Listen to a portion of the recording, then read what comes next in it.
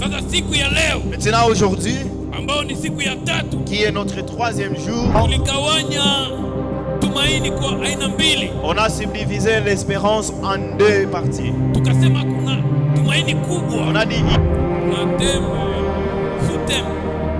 Kwa siku ya leo nasema hivi, na kishina kifupi kia leo kinasema tu dois impacter ta génération. ni sherti uangazie, ni sherti uvutie generation yako. Tu dois impacter ta génération. Ni sherti uvutie ukoo wako.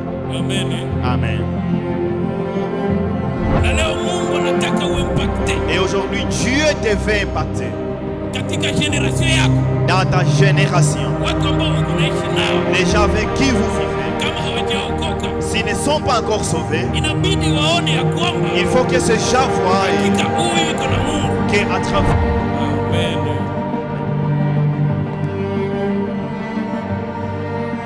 Jambo tena kanisa la Bwana. Shalom encore.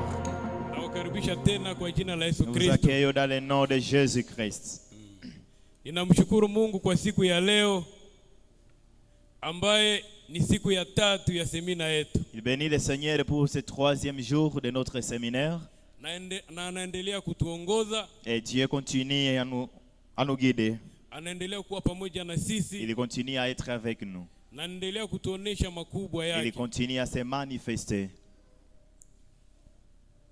Naendelea kushukuru Mungu Je continue à bénir le Seigneur. kwa kuwa anaendelea kunilinda. Il continue à lui garder. Leo kwa neema ya Mungu ni anniversaire yangu. Par la grâce de Dieu, aujourd'hui c'est son anniversaire. Amen. Amen. Amen. Namshukuru Mungu, Et le Seigneur, anniversaire yangu inanikuta katika kazi yake. Seigneur. Tushangilie tena Yesu kwa On makofi acclame le makubwa. Seigneur. C'est une grâce particulière. Tukikumbushana ya kwamba En nous rappelant que teme yetu ya juma hili, le thème qu'on est en train de décortiquer au cours de cette semaine, l'espérance à Dieu. nasema matumaini kwa Mungu. Wangapi ni mara yao ya kwanza kufika Qui n'ont pas katika encore, semina? qui n'ont pas encore participé dès le début du séminaire. Gloire au Seigneur, gloire au Seigneur. Amen. Amen. Siku ya kwanza tuliintroduire somo yetu, On a introduit le premier jour tulionyesha ya kwamba et nous avons montré que inabidi tutumainie Mungu, il faut que nous espérons en Dieu. kwa kuwa bila kutumainia Mungu tunachoka bure. Car sans le faire, nous nous fatiguons, nous travaillons en vain. Na tukasema Et nous avons encore dit, ili tumtumainie Mungu pour que nous puissions espérer en Dieu, inabidi tustahili ili tumtumainie. il nous faut que nous soyons éligibles. Na tukakumbushana ya kwamba Et nous nous sommes rappelés, kukuwa eligible pour être éligible ama kustahili kutumainia Mungu, ou être éligible en espérant en Dieu, inabidi uwe umeokoka. il faut que nous soyons sauvés. Na kuokoka ni kumpokea Yesu kuwa Bwana na Mwokozi wa Et maisha être yetu. sauvé, c'est recevoir Jésus-Christ comme Seigneur et Sauveur de sa vie. Inabidi tuwe na imani. Il faut que nous ayons aussi la foi. Kwa kuwa wakati tuna imani Parce que quand nous avons la foi, tuko eligible. tunastahili mbele ya Mungu. Siku ya pili Le deuxième jour, tukaendelea kusoma nous étions en train de lire. na tukasema vile tumelewa ya kwamba inabidi tuokoke na tuwe na imani na tumejua yote ile. Et on a dit, comme il nous faut être sauvés, avoir la foi et qu'on sort, Tukasema nous avons maintenant dit, inabidi tukomae kiroho. il faut que nous puissions croire spirituellement. Tukasema inabidi tukomae, Il faut que nous puissions croître spirituellement. na tukakumbushana ya kwamba Et nous sommes rappelés, ukabaki mtoto si vous restez enfant ou bébé, uko na shida. vous avez un grand problème. Kama umeokoka inabidi ukomae. Si vous êtes sauvé, il faut que vous puissiez croître spirituellement. Na tulisema hapana kukomaa tu muhakili ya kujua neno la Mungu tu, Et on s'est dit, non seulement croître dans la connaissance de la parole, kujua maverse mkichwa, connaître, être rempli de versets bibliques, lakini na hatuishi. mais nous ne les mettons pas en pratique. Tukasema tukomae kushinda kwa ile niveau. On a dit, il faut que nous puissions croître en étant à ce niveau de mettre en pratique la parole de Ina Dieu. maana tujue neno la Mungu C'est-à-dire connaître la parole na tujue kuliweka apratiki. et savoir comment la vivre. Kama limetuambia tusifanye dhambi, Si ça nous dit de ne pas pécher, tusifanye dhambi. que nous ne péchions point. Kama limetuambia tuombe Mungu, Si ça nous dit de prier, tumuombe. il faut que nous puissions prier. Na tukasema tuombe Mungu Et nous avons dit, il faut que nous puissions prier mpaka tupande niveau spirituel, jusqu'au point de monter le niveau spirituel. tufike mu niveau ya kuishi nguvu za Roho Mtakatifu. Arriver au niveau de vivre la force du Na Saint-Esprit. tukakumbushana ya Et kwamba on s'est rappelé kuishi nguvu za Roho Mtakatifu ni possible. que vivre la force du Saint-Esprit est Kama kweli possible. umeokoka, Si réellement vous êtes sauvé, unaweza kuishi nguvu za Roho vous Mtakatifu. pouvez vivre la force du Kwa kuwa wakati Saint-Esprit. Yesu alienda mbinguni, Parce que quand Dieu est monté au ciel, alisema atatutumia msaidizi, Jésus a dit qu'il nous enverra na kwa kweli l'aide. alituma msaidizi. Et en réalité, nous a envoyé le Saint-Esprit. Na maandiko yanasema ya Et kwamba les Saintes Écritures déclarent, wakati yule msaidizi alikuja, quand c'était devenu, kulikuwa masinyi ambayo ilionekana. il y avait des signes miraculeux. Tulisoma katika Biblia, Et hier, on a lu dans la Bible, akasema kuna watu waliongea malugha, et on a dit, il y a les gens qui ont parlé d'autres langues. waliongea malugha. Il y a les gens qui ont parlé d'autres Na ile langues. ilituonesha ya kwamba Roho Mtakatifu ina nguvu kubwa, Et cela nous a montré que le Saint-Esprit a une force puissante. kwa kuwa siku ile Parce que ce jour-là, wakati ilikuja, quand le Saint-Esprit était venu, ulikuwa unaweza fundisha mfranse, vous devriez enseigner en français. mwenye hajue franse anasikia. Celui qui n'écoute pas le français allait comprendre. Unaweza hubiri mkinande, Vous allez prêcher même en Kinande. baluba wanasikia. Les Louba devraient comprendre. Alors tukasema Et nous avons dit, inabidi tupande kiroho il faut que nous puissions aller de l'avant spirituellement. na kupanda kiroho Et montant spirituellement, ama kuishi ufalme wa Mungu. ou vivre le royaume de Dieu, Tulisema ni kuutafuta, nous avons dit c'est le rechercher. na tukasema kama ni kuutafuta, Nous avons dit si c'est le chercher, hautafute ukikaa. nous ne le cherchons pas en état assis. Kama ni kutafuta, Si c'est de chercher le ina royaume, maana inabidi ushimame, c'est-à-dire il faut que nous nous mettions na debout utembee ili et que nous upate. puissions faire les mouvements pour les Mtu recevoir. ambaye anatafuta hatafute akikaa. La personne qui cherche n'est pas assise. Na tukasema hivi, Et nous avons dit, tukasema Biblia inasema la Bible déclare, watu ambao wanautafuta les gens qui cherchent ce royaume, wanautafuta par force. ils cherchent ce royaume par force. Nitapenda tusome ile verse kwa kuwa hatukuisoma. J'aimerais lire parce qu'hier on n'a pas lu ce verset. Kama tunatafuta ufalme wa Mungu, Si nous cherchons le royaume de Dieu, ni kutafuta na nguvu. c'est de le chercher avec toute force. Tutatafuta Mathayo L'évangile selon Matthieu. 11:12. L'évangile selon Matthieu, chapitre 11, verset 12. La parole de Dieu déclare: depuis l'époque où Jean-Baptiste est apparu jusqu'à cette heure, le royaume des cieux s'efforce un passage avec violence. Et ce sont les violents qui s'accaparent. Amen. Amen. Amen. Ufalme wa Mungu ili uishi inabidi ufanye nguvu, effort. Pour vivre et recevoir le royaume de Dieu, nous faisons un effort. Effort kubwa sana. Entre un grand effort. Tulikumbushana ya kwamba Paulo alisema, On s'est rappelé que l'apôtre Paul avait dit mwili wangu na utesa que je maltraite mon corps kufuatana na kazi hili. pour que je puisse travailler, pour que je puisse traite œuvrer pour durement Dieu. mon corps. Je traite minatesa mwili wangu. Ile ni kutafuta ufalme na nguvu yote.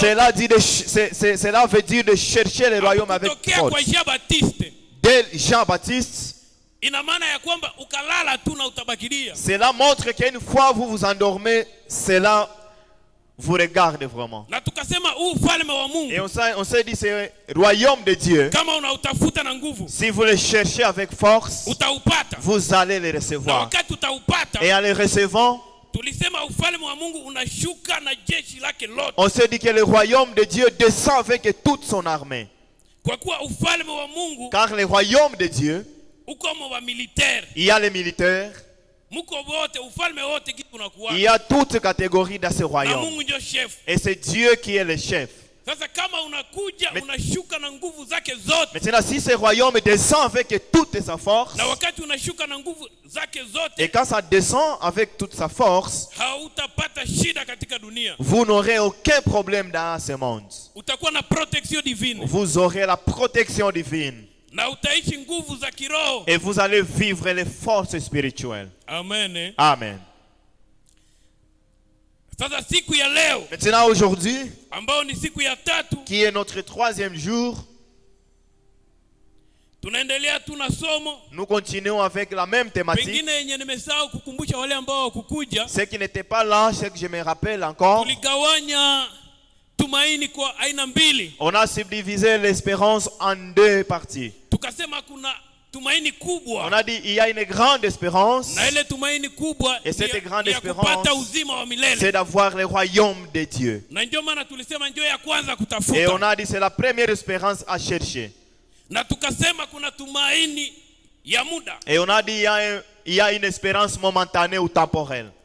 Ile esperance ambayo iko temporaire Cette espérance qui est temporelle, ni esperance ya vitu ambavyo tunafurahia c'est tupate, l'espérance des choses qu'on espère avoir, lakini hapa katika dunia. mais ici sur la terre. Na wakati ni hapa katika dunia, Et si c'est ici sur la terre, tunajua ya kwamba ni kwa muda, nous savons que c'est momentané, kwa kuwa tutasafiri kwenda mbinguni. car nous voyagerons vers le ciel. Lakini ni esperance ya maana, Mais c'est une grande espérance, kwa kuwa tuko katika dunia. car nous vivons encore sur la Na terre. kama tunaishi katika dunia, Et quand nous y vivons na sisi tumeokoka, et nous sommes sauvés, inabidi tuishi furaha. cela veut dire qu'il nous faut vivre la joie. Alafu hiyo esperance temporaire Maintenant, ya hapa katika dunia, Il est matumaini ya muda, nayo iko na aina mbili. ça aussi 2 grandes parties ou Iko- 2 formes. Iko na temporaire yenye iko spirituel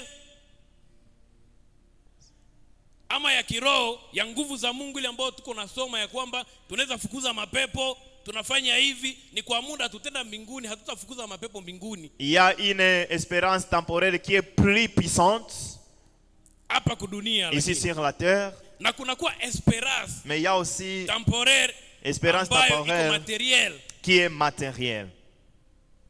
hasa maisha yetu ya kawaida. Mais même notre vie quotidienne. Sasa katika hiyo temporaire ambayo iko materiel, Dans cette espérance qui est temporelle, tunaanza soma leo nous allons la lire aujourd'hui. na sous-thème kwa siku ya leo inasema hivi: Na kishina kifupi kia leo kinasema, tu dois impacter ta génération. ni sherti uangazie, ni sherti uvutie generation yako. Tu dois impacter ta Ni génération. sherti uvutie ukoo wako. Amen. Amen. Wakati tumeokoka, Quand nous sommes sauvés, wakati tumeishi nguvu za Mungu, quand nous vivons la puissance et la force de wakati Dieu, tumeelewa ya kwamba Mungu anaweza zungumza na sisi, quand nous comprenons que Dieu peut nous parler, wakati tumejiplonge mkiroho sana, quand on se plonge spirituellement, tuna esperance ya kwamba nous avons cette espérance que Mungu atatuwezesha Que- kuimpacte katika hii dunia hili. nous avons cette espérance que Dieu va nous aider enfin d'impacter dans ce monde. Inabidi tu impacte. Il nous faut impacter, bien-aimés. Impacter signifie influencer. Kuvutia ni kusema kushawishi. Impacter Impacter ni ku-influencer. signifie kushawishi. Muterme yenye inaweza kuwa facile, En d'autres manières, impacter ni kuacha trace. kushawishi c'est laisser une trace. Unaacha trace. C'est laisser vraiment une trace. Amen. Amen. Kama umeokoka, Si vous êtes sauvé, kama una nguvu za Mungu, si vous avez la force de Dieu, hautaishi kama watu wa kawaida. vous n'allez pas vivre comme d'autres personnes. Inabidi uwe tofauti. C'est-à-dire, il faut la différence. Wakati watu wanakuona Quand les gens vous voient, ama mahali ulipita, ou là où vous passez, inabidi waseme hapa kulipita mtu. il faut qu'on dise une personne est passée par ici. Na leo Mungu anataka uimpacte Et aujourd'hui, Dieu te veut impacter katika generation yako, dans ta génération. watu ambao uko naishi nao, Les gens avec qui vous vivez, kama hawajaokoka, s'ils ne sont pas encore sauvés, inabidi waone ya kwamba il faut que ces gens voient hakika huyu iko na Mungu. qu'à travers toi, il y a un Dieu. Siku Yesu lorsque Jésus, walimuweka kumsalaba, on l'a mis sur la croix. na wale ambao walikuwa na dute na puissance ya Et Yesu, ceux qui étaient en train de douter de la puissance wakati de Dieu, tetemeko kubwa ilipita quand un grand tremblement est na passé giza ikakuja katika dunia, et l'obscurité s'est accaparée de wakaelewa wakasema, toute la terre, ils ont compris et ont dit huyu vraiment, mtu kweli en réalité cet homme, hakuwa mtu wa il kawaida. n'était pas une personne Na kama normale. Mungu ameleta hizi enseignements, Et si Dieu nous apporte cet anataka na wewe enseignement, usikuwe mtu wa il kawaida. veut que vous ne viviez pas dans le Anataka normal. uinfluencer, Il veut que vous puissiez influencer. lakini ukiinfluencer, Mais si vous influencez, influencer dans les bonnes choses, influencez positivement. kwa kuwa kuna des influences Parce qu'il y a deux sortes d'influences. unaweza leta trace ya mubaya mudunia, Vous pouvez influencer na négativement, unaweza leta trace ya mzuri ou mudunia. soit vous pouvez influencer Kwa ile positivement. wakati tunakumbuka Adolf Hitler, Quand nous nous rappelons d'Adolf Hitler, kuna mtu anajua Adolf Hitler? Hitler, Adolf Hitler Hitler, ni mtu ambaye aliishi katika dunia, c'est bien lui qui est, aliishi kule Europe, il vivait en Europe. aliimpacte, Et cet homme a vraiment impacté. lakini aliimpacte mu vitu vibaya, Il a impacté négativement na malheureusement. mpaka leo anamsoma katika mahistoire. Jusqu'à présent, son histoire est Ukimtafuta négative. YouTube utamupata, Si vous êtes sur TikTok, partout vous le ukimtafuta mu verrez. vitabu utamupata, Dans le livre, il est là. lakini kitu ambacho alifanya Mais ce qu'il a fait, cet homme, kilikuwa Hitler, kibaya katika dunia. il a fait une mauvaise chose dans le monde.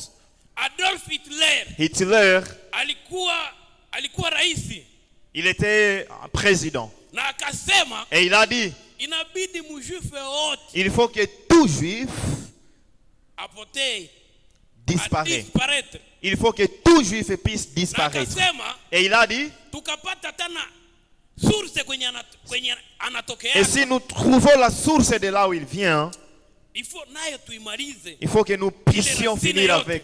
avec ces signes des Na ndio traces. maana walianja kamata juife wote, Et c'est pourquoi ils ont pris tout juif.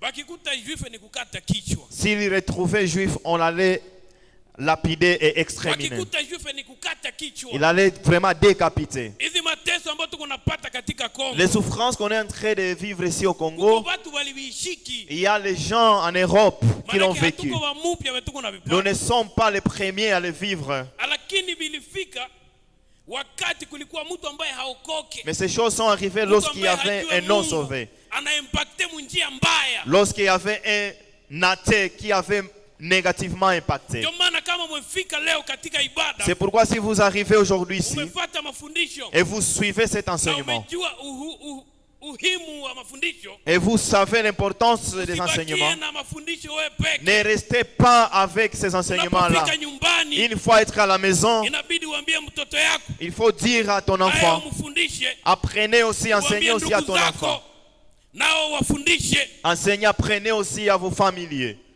kwa kuwa Car wale watu ambao waokoke, c'est les personnes non sauvées. kama Mungu anawainua Si Dieu les élève ama kama wanainuka, ou s'ils sont élevés, unaonaka wanafanya mambo ya kushangaza ces personnes feront de grandes choses na vitu vya kutesa watu. et des choses qui vont faire souffrir Na les ndio gens. maana inabidi sisi tuimpacte katika Et ulimwengu, c'est pourquoi il nous faut impacter dans le monde. inabidi tuimpacte katika Il nous ulimwengu, faut impacter dans le monde. kwa kuwa sisi tunapoimpacte, Car lorsque nous impactons, tuna impacte tukipasha habari njema, nous impactons en évangélisant. hata kama wewe hauhubiri, Même si vous ne prêchez pas, lakini kama Mungu anakusaidia unaimpacte, mais si Dieu t'aide à unafanya impacter, mambo makubwa. vous faites de grandes Watu ambao choses. wanakuangalia wanasema Les gens qui vont te voir seront étonnés. kumbe na watu wa Mungu wanainuka. Et ces gens vont dire, même les gens qui croient en Dieu aussi sont élevés.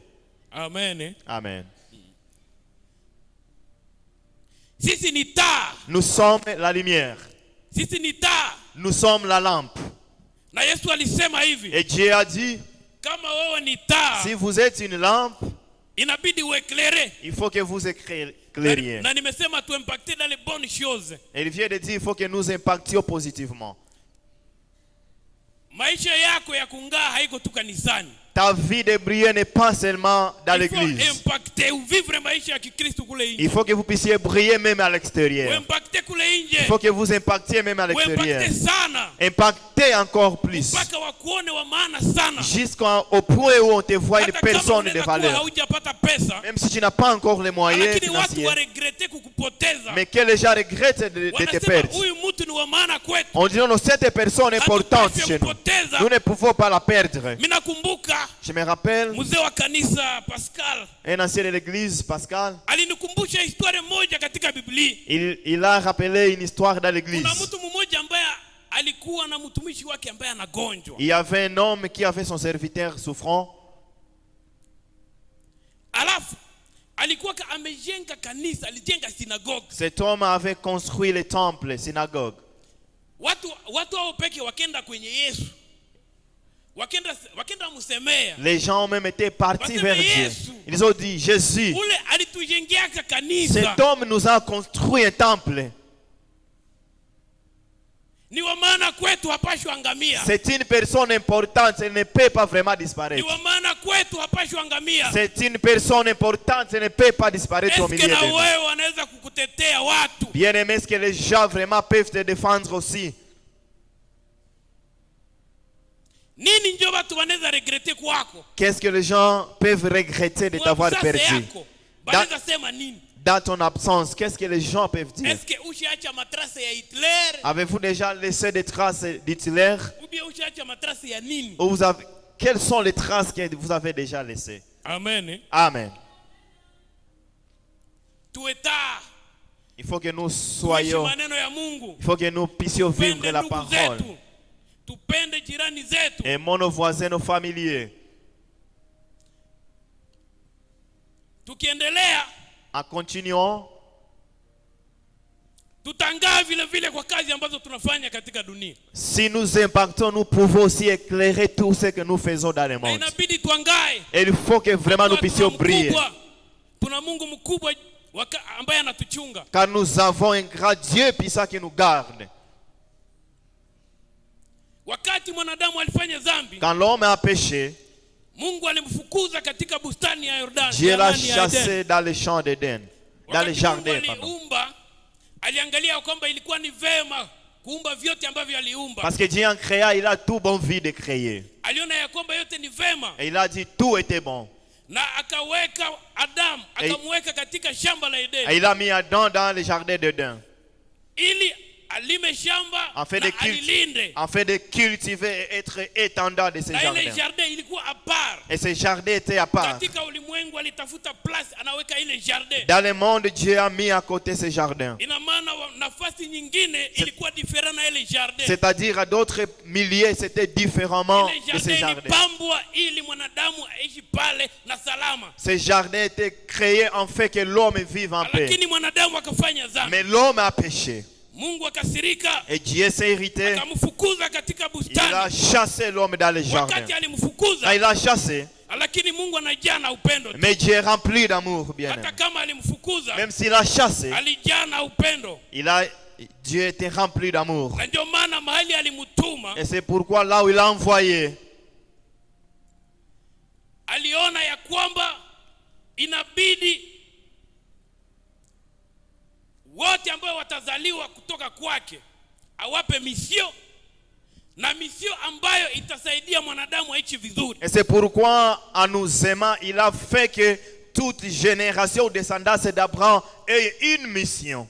Amen. Amen.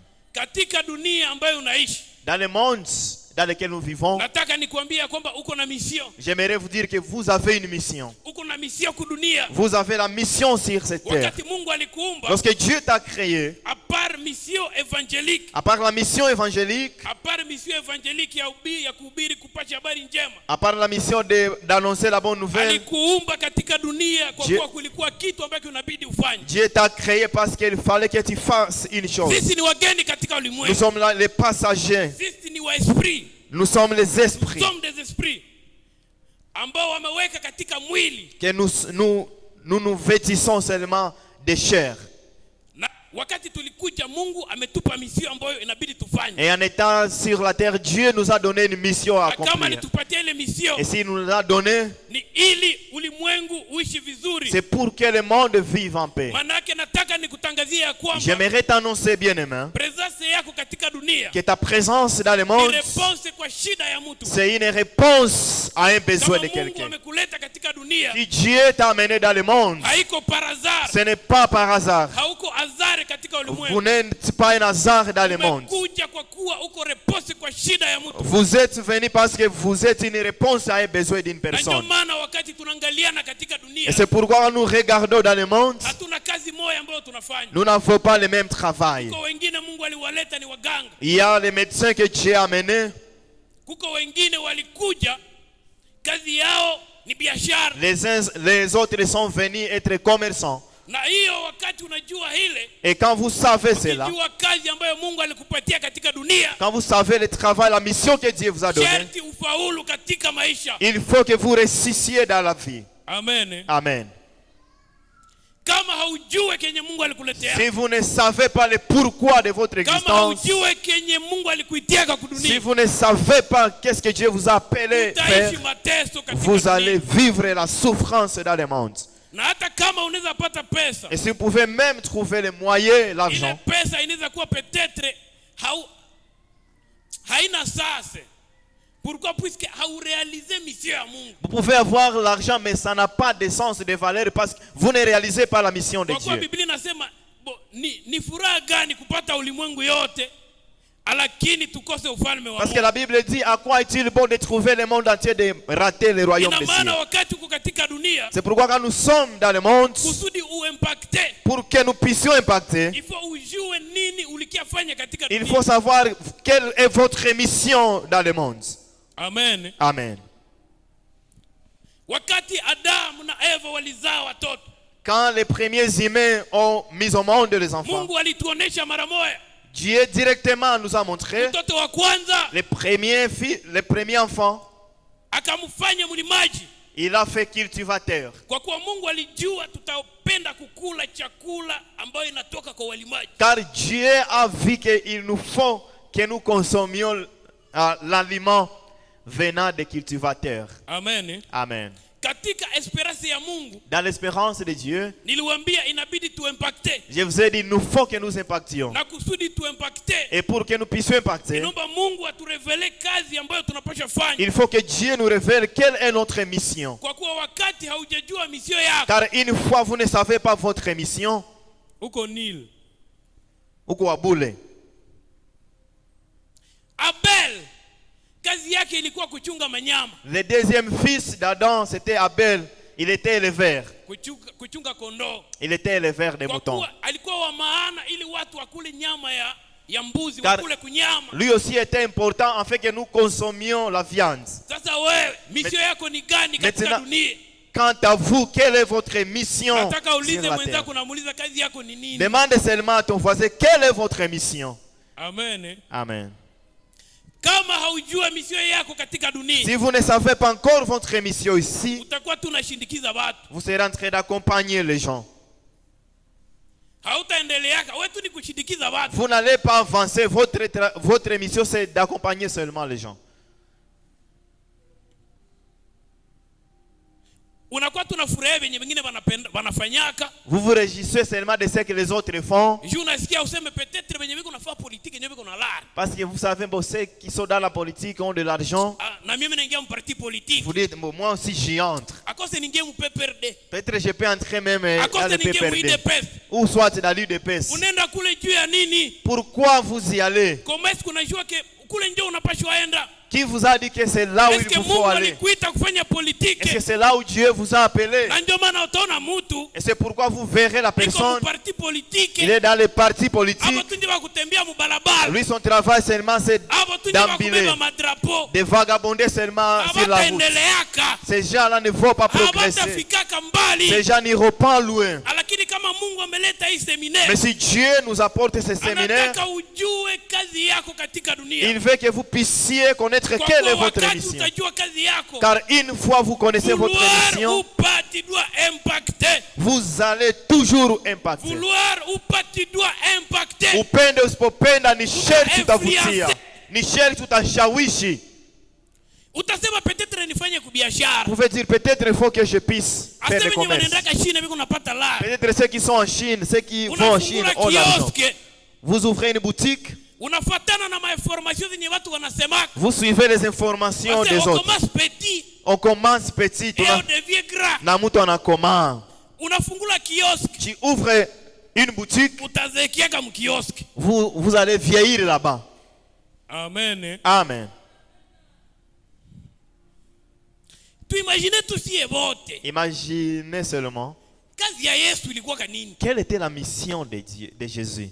Ilikuwa akuye atuokoe. Sa mission était de venir nous sauver. Lakini Yesu alipozaliwa, Mais quand il était né, Jésus, Biblia inasema la Bible déclare, alizaliwa katika familia ya mseremala. il est vraiment né dans la famille des charpentiers. Alizaliwa katika familia ya mseremala.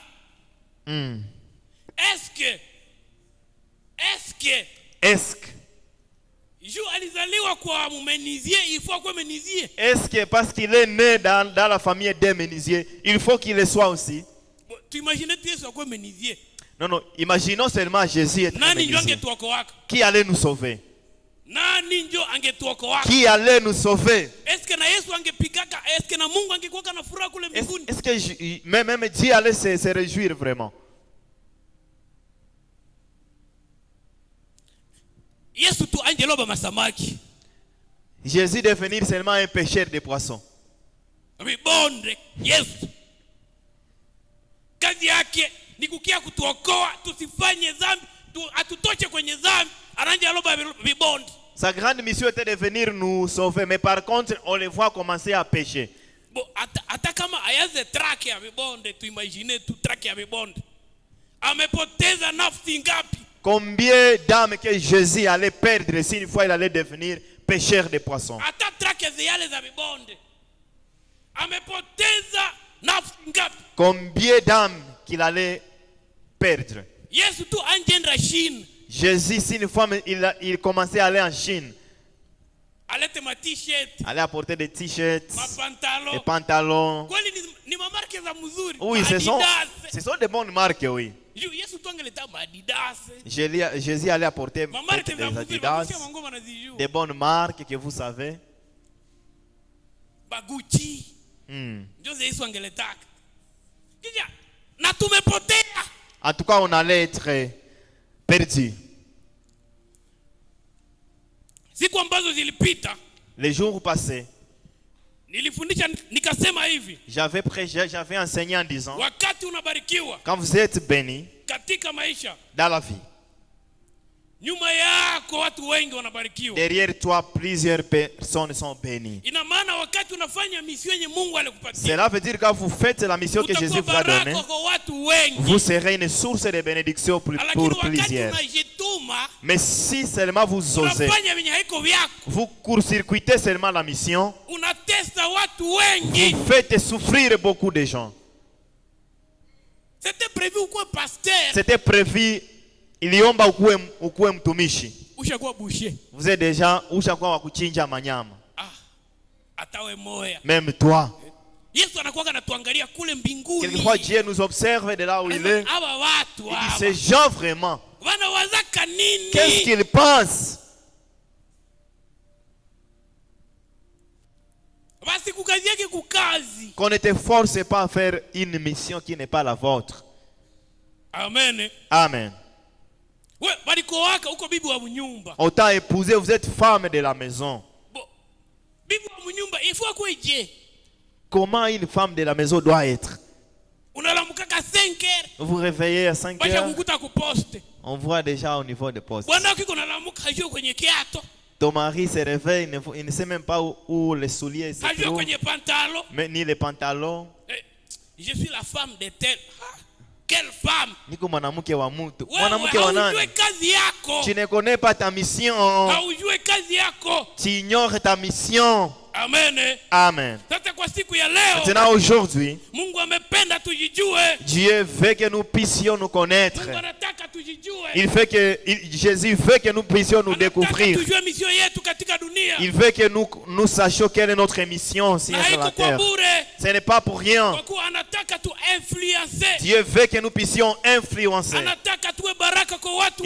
Il veut que nous soyons une bénédiction pour les autres. Il veut bénir nos familles.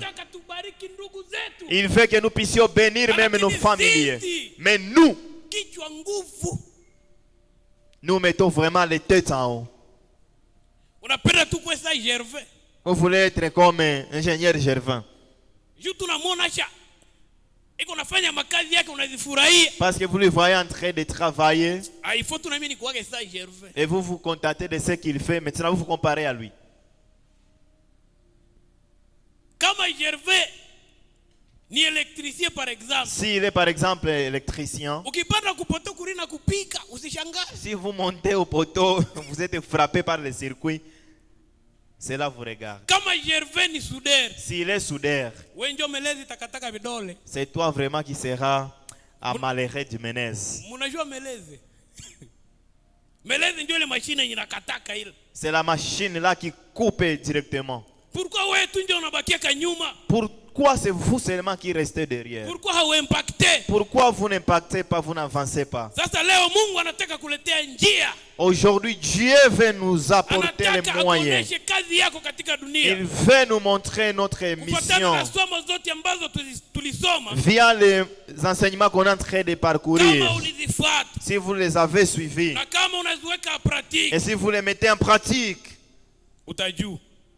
vous allez connaître. Amen. Eh? Amen.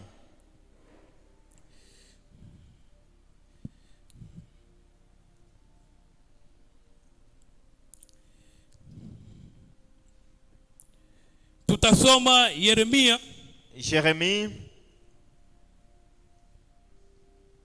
livre de Jérémie. 29. Jérémie chapitre 29. 11. Yeremia makumi mbili na tisa mstari wake wa 11. Neno la Bwana linasema hivi dans Jérémie chapitre 29 verset 11. Car moi je connais les projets que j'ai conçus en votre faveur, déclare l'Éternel. Ce sont des projets de paix et non de malheur, afin de vous assurer un avenir plein d'espérance. La parole de Dieu. Amen. Amen. Na mimi nasoma Yeremia moya. Il lit aussi Jérémie chapitre 1 verset yake ya 5 inasema hivi. à son 5e verset. Avant que je t'eusse formé dans le ventre de ta mère, je te connaissais. Et avant que tu fusses sorti de son sein, je t'avais consacré. Amen. Je t'avais établi prophète des nations. Amen. Amen. Tutashangilia Yesu. On va acclamer le Seigneur. Alléluia. Wakati unazaliwa, quand vous êtes né, Mungu ndio anajua vile unapaswa fanya. C'est Dieu qui sait ce que vous devez faire. Huyu Imaginez-vous Jérémie. alikuwa consacré. Lui était consacré avant sa naissance.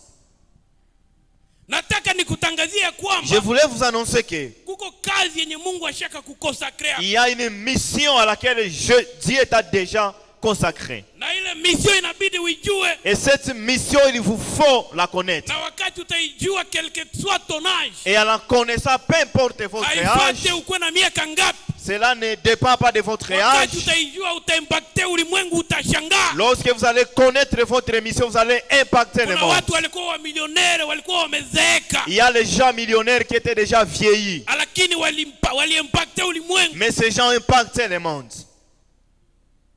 Wakati wa kufanya kazi ya Bwana haina muda. Ni wakati yoyote. Le moment de faire l'œuvre de Dieu n'a pas les limites ou le temps. C'est à tout moment et à tout le temps. Na sasa tutajiuliza maswali. Maintenant on peut nous questionner. Tutajua vipi? Comment saurons-nous? Utajua vipi kazi yako katika dunia? Comment allez-vous connaître votre mission sur la terre? Kuna njia mbili ambazo nilitayarisha. Il y a deux moyens. Njia ya kwanza. Le premier moyen pour connaître la mission. Njia ya kwanza kujua destin ya Mungu kwa maisha yako. Le premier moyen. Ni inspiration ya Mungu. C'est l'inspiration de Dieu. Amen. Amen. Na gizi tuliwafundisha katika hii juma. Et comme nous avons enseigné, tuliwaambia kwamba Mungu anasema. Nous avons dit que Dieu parle. Amen. Amen. Gizi alikuwa anasema zamani. Comme il parlait auparavant, angali nasema leo. Il continue à parler. Inafuatana na gizi ulimtafuta. Cela dépend de la façon dont il a cherché. Inafuatana na gizi ulimtafuta. Dépend de la façon dont il a cherché. Kama ulimtafuta sana. Si vous l'avez beaucoup cherché, kama ulitafuta ufalme wa Mungu na nguvu. Si vous avez cherché le royaume de Dieu avec toute force, utasikia akizungumza na wewe. vous allez écouter Dieu vous parler.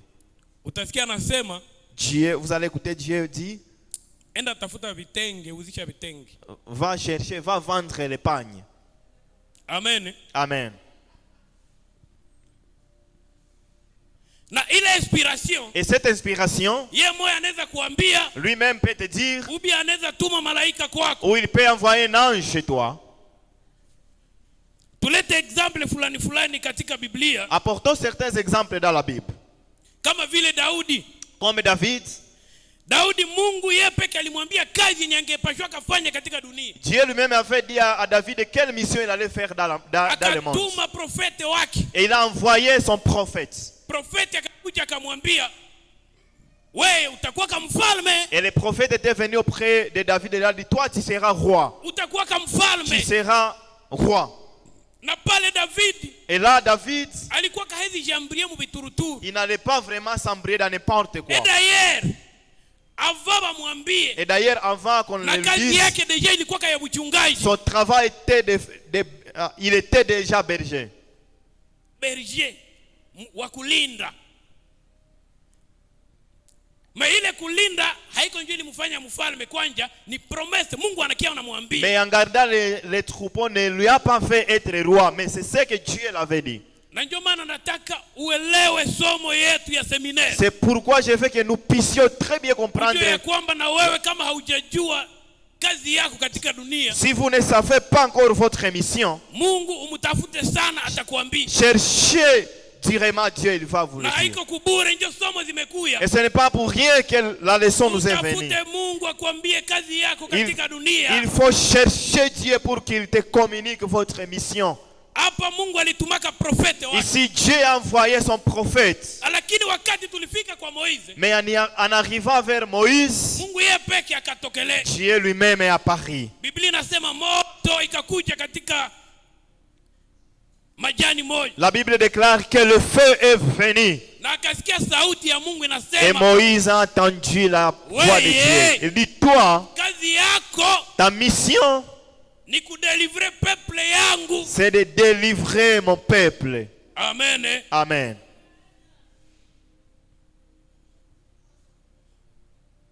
Quelle que soit faiblesse yako, Quelle que soit votre faiblesse, kama Mungu ndio amekupatia kazi, si c'est Dieu qui vous donne la mission, anakupa nguvu, il t'accorde une force. anakupa nguvu. Il t'accorde la force. Na wakati anakupa nguvu, Et une fois il te la donne, utaweza. vous allez réussir. Na ndio maana hii kitabu ambayo tulisema, C'est pourquoi le livre qu'on a cité, Mungu alisema, j'étais consacré prophète des nations. Dieu anasema nimekuweka kama nabii wa mataifa. Ukishuka pale chini, En descendant, yeye anasema, mbona sijue kusema? et il est en train de dire, mais Profeti anasema, mbona mie sijue kusema? et prophète Jérémie est en train de dire, mais je ne sais pas parler. Comment nitakuwa prophète des nations sijue kuongea? Comment serais-je prophète des nations alors que je ne sais pas m'exprimer? Wakati mission ni ya Mungu, C'est la mission de yeye Dieu. peke muda unapofika, Quand le temps est arrivé, hapana kila wakati yote. ce n'est pas à tout moment. Sasa vile Yesu wakati alizaliwa, Quand Jésus était né, akanja habari njema. il n'a pas commencé la bonne nouvelle. Alipofika kwa miaka ya kutumika akanja kazi. En arrivant à l'âge de travail, il a commencé à Ina maana kuko œuvrer. wakati ya preparation. C'est-à-dire, il y a le temps de Hata kama préparation. umejua uko na promesse fulani, Même si vous savez que vous avez une inabidi promesse, ujiprepare. il faut que vous vous prépariez. Tafute wenye wanafanyaka ile Il faut kazi. que vous cherchiez les gens qui travaillent. Wawe warafiki yako. Il faut qu'ils soient tes amis. Na wale ndio watacha tena unajua zaidi. Et ce sont des mêmes personnes qui vont te faire aussi croître. Amen. Amen. Kama inabidi wewe ukue professeur, S'il te faut être professeur, usikuwa na shida na bavuta bangi quand même. ne passez pas la journée avec les fumeurs de chanvre. Batakufundisha je? Qu'est-ce qu'ils vont t'apprendre? Kuko wakati ya preparation. Il y a un moment de Na préparation. Mungu akamwambia, Et Dieu a dit à Jérémie, akaguza katika il l'a touché. wakati aliguza katika kinywa Et yake, quand il a touché sa langue et sa bouche, alikuwa amemruhusu kuanja kazi. cela veut dire que Jésus l'avait déjà permis de commencer à œuvrer. hiyo mkono katika kinywa Et yake, quand Dieu l'a touché, alikuwa ametia neno lake katika kinywa yake. cela veut dire que Dieu a mis sa parole dans sa bouche. Atasema anafanya hata shindwa. Et le travail qu'il va faire ne va pas échouer. Na ataweza. Il va réussir. Amen. Amen.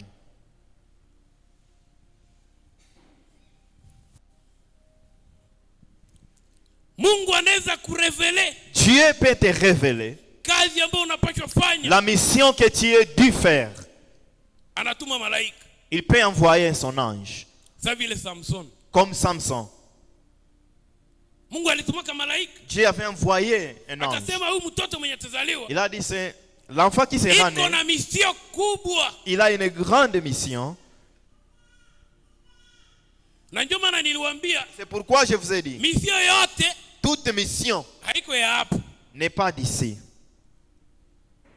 Kuko mwenye mission yake ni hapa. Il y a la personne à qui sa mission c'est d'être ici. Na kuko mwingine mission yake ni nyingine. Et il y a d'autres qui ont une autre mission différente. Tuone sasa vile mission ya nani ya Samson. Voyons par exemple la mission de Samson. Mission ya Samson ni mabox. La mission de Samson c'était de combat de boxe. Make Roho Mtakatifu akimshukia, Cela veut dire quand le Saint-Esprit lui remplit, adui akikuya ni box. quand l'ennemi vient c'est toujours de boxe. Adui akikuya ni box. C'est toujours de boxe que Samson allait lui donner. Amen. Amen. Sasa kama na wewe yako ni ya Samson, Maintenant si votre mission aussi Mungu est celle de alipendaka Samson. ukuwe militaire wa Kongo. Par exemple, Dieu a voulu que toi tu sois militaire. Bale wanapigana kule marodi ya makofi makichwa. Là où les gens sont en train de se battre et se combattre, Lakini haiko dhambi. ce n'est pas un péché. Kwa kuwa Mungu amewaumba ili walinde nchi ya Kongo. Car Dieu les a créés en fait de protéger le pays. Amen. Amen. Na waza mumesikia njia ya kwanza. Njia ya kwanza ni Mungu ambaye anatuambia. Je vous dis que le premier moyen, c'est lorsque Dieu nous inspire. Na kama umekomaa kiroho, Et si vous êtes déjà grandi kama umekomaa spirituellement, kiroho, si vous avez déjà une maturité dans la spiritualité, Mungu anaweza kukuambia katika ndoto. Dieu peut te révéler dans les rêves. Mungu anaweza kushishote. Dieu peut te chuchoter. Mungu anaweza kutumia na malaika. Dieu peut t'envoyer son ange. Inafuatana na degree ya imani yako. Cela dépend du degré de ta foi, Degree ya spiritualite yenye uko nayo. degré de ta spiritualité. Unaombaka namuna gani? Comment tu pries? Tulisemaka jana ke unaweza jiprive na chakula. Hier on a dit vous pouvez même vous priver, Ufalme wa Mungu. vous pouvez même vous priver de la nourriture. Unasikia Mungu facilement. Ça peut arriver au moment de jeûner pour que vous puissiez être à l'écoute de Dieu. Tulifuata jana histoire Hier on a suivi l'histoire ya mtu mwenye alikuwa anafungiwa macho, de la personne qui était aveugle. macho na kinywa. Il était aveugle et muet. Kubenye hawakukuwa pamoja na si wote tulishangala. Pour ceux qui n'étaient pas là, on était hier étonnés. Imagine bakufunge macho na kinywa. Uko bubu hauonaki. Même vous-même, on vous fait un muet et même un aveugle. Mais si vous ne vivez pas la vie spirituelle, diable peut vous aveugler spirituellement. Vous pouvez vivre et être sans vision. Vous n'avez aucune vision parce que vous êtes aveuglé spirituellement. C'est pourquoi nous devons beaucoup prier pour que Dieu nous révèle notre mission, pour que nous puissions réussir, pour que nous puissions impacter, pour que nous influencions. Et c'est par sa grâce que nous espérons en lui afin de nous apprendre, afin de nous faire voir. Et en réalité, il va nous montrer. Je vous annonce que Dieu va vous montrer. Dieu va vous montrer votre mission. S'il vous a choisi d'être ici aujourd'hui, et la pluie est tombée, mais vous êtes venus. Cela n'est pas en vain. Il pensait qu'il va trouver seulement vide, mais il voit nombreux plus que hier. Que Dieu puisse te faire réussir au nom de Jésus. Que Dieu te révèle au nom de Jésus. Au nom de Jésus. Au nom de Jésus. J'aimerais vous annoncer que comme Dieu nous donne différents dons, il nous donne la première mission. Si une fois vous la réussissez, comme il nous a dit, il nous donne différents dons. aliharibisha kipaji chake walimunyang'anya na Kenya alikuwa Celui qui n'avait pas bien gardé son talent, on l'avait retiré. La mission qui est... Mungu atakufungulia na kengine kwa jina la Yesu. Si vous utilisez bien votre don, Dieu va vous élever au nom de Jésus. Et que Dieu vous utilise au nom de Jésus. Aujourd'hui, vous pouvez être fort en commerce. Et c'est la mission que Dieu peut-être t'a donnée. Et si vous utilisez bien ce talent, et notre talent peut se créer. L'argent que Dieu t'a donné dans le commerce, ça peut te faire aussi de créer les fermes. Amen. Amen. Peut-être vous aviez le talent de commerce, aujourd'hui vous devenez un éleveur. Vous savez comment les protéger, les garder parce que vous avez réussi. Et c'est cette première mission qui vous aide à acheter les médicaments pour traiter les animaux. Dieu peut te bénir d'être commerçant. Si ces talents vous les utilisez bien, il peut vous donner notre talent de devenir un locataire. Un bailleur. Peut-être vous aviez seulement des magasins. Vous étiez locataire à la Kenya. Mais aujourd'hui vous êtes devenu propriétaire de maisons. Vous êtes déjà un bailleur. À la fin du mois, vous dites apportez seulement l'argent du loyer. Amen. Amen.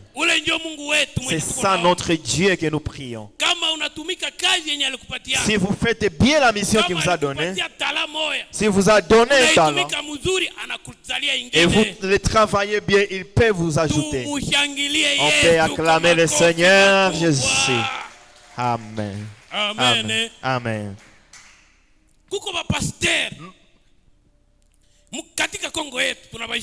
Dans notre Congo, il y a des pasteurs. Lui, Dieu l'a donné la mission d'évangélisation. Il évangélise correctement. Il prêche bien. Les gens sont sauvés. Aujourd'hui, ils ont des jets privés. Nani yule mhayo avio ya kipekee kama? Est-ce que comme yana hayue jet privé? Maavio zabo avionye unasema kuseme leo mimi naingia mwa avio mimi naenda Butembo. Vous avez des jets privés, vous voyagez vous voyagez partout où vous voulez. La personne commence à voyager dans son jet privé comme une voiture.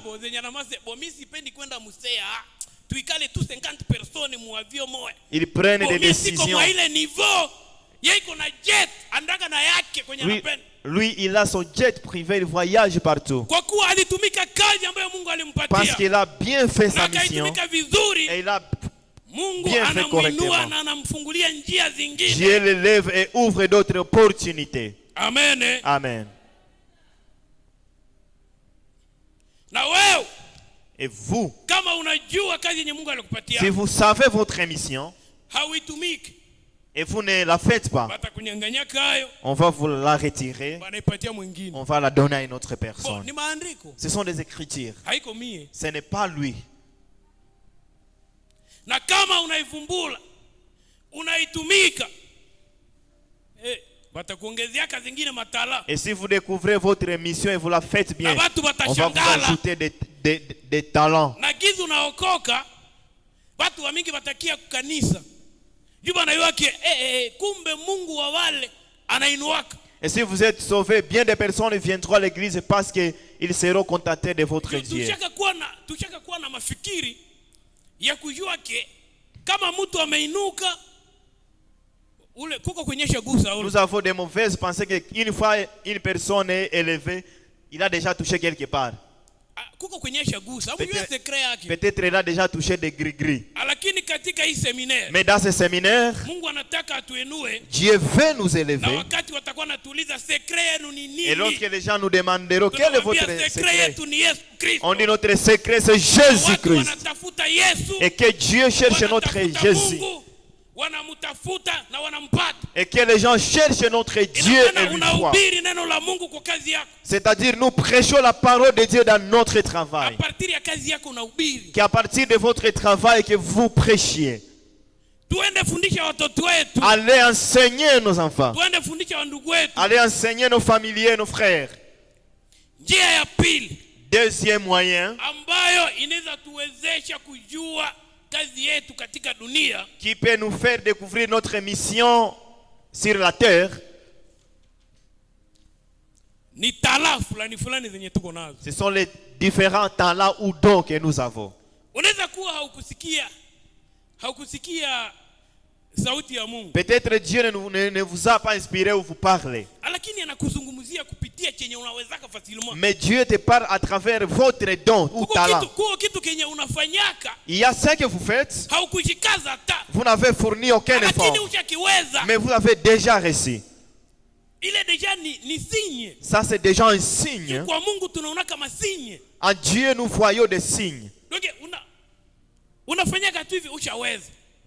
Unafanyaka kapata hivi ushaweza. Vous faites seulement ceci, vous réussissez. Vous touchez ici, vous réussissez. Ile nayo ni njia ambayo inaweza kutuonesha. Ça aussi c'est un moyen qui peut nous montrer. Amen. Amen. Muda ishaenda, mutasamee kidogo na tulianja na retari. Vous allez nous pardonner.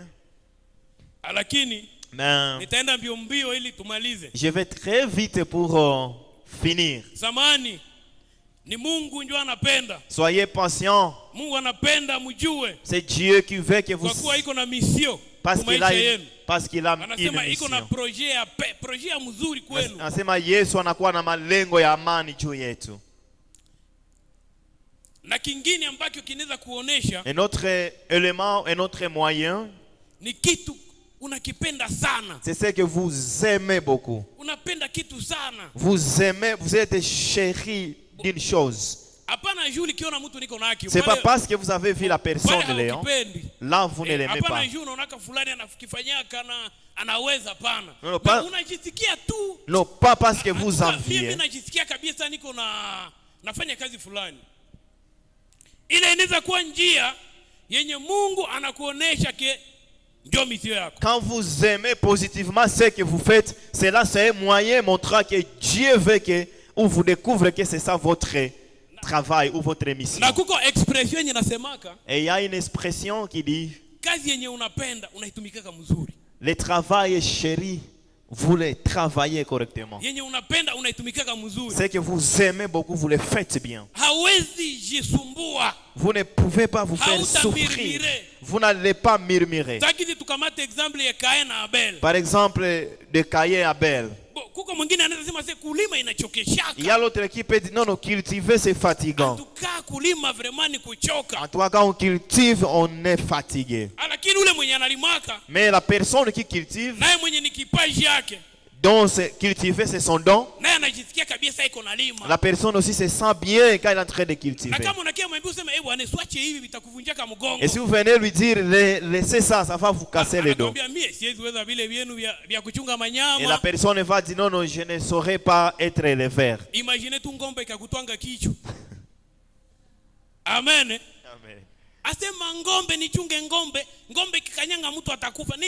On dit seulement d'élever vraiment la vache. Si une fois ça te piétine, tu es parti. Cette personne aussi cultive. Vous partez au boulot, vous rentrez, vous le retrouvez toujours en train de cultiver. Et l'éleveur aussi, vous ne pouvez pas vraiment l'expliquer. Vous n'allez pas dire non, non, la vache va. Vous ne pouvez pas l'expliquer. Ça aussi c'est un signe.